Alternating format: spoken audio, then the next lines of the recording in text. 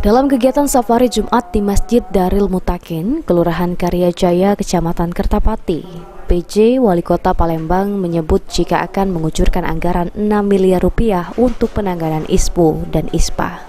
PJ Wali Kota Palembang Ratu Dewa mengatakan, berdasarkan hasil rapat bersama PJ Gubernur Sumatera Selatan pada Kamis kemarin, memburuknya kondisi udara akan berdampak kepada kesehatan masyarakat.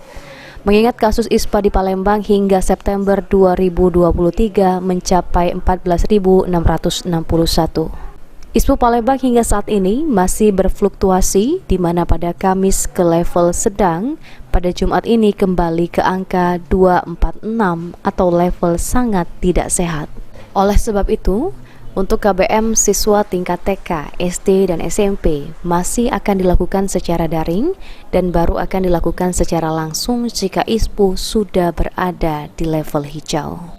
Pemkot Palembang sendiri akan serius melakukan penanganan kenaikan ISPU karena asap karhutlah dan kasus ISPA, di mana Pemkot Palembang akan menganggarkan dana belanja tidak terduga BTT sebesar 6 miliar rupiah.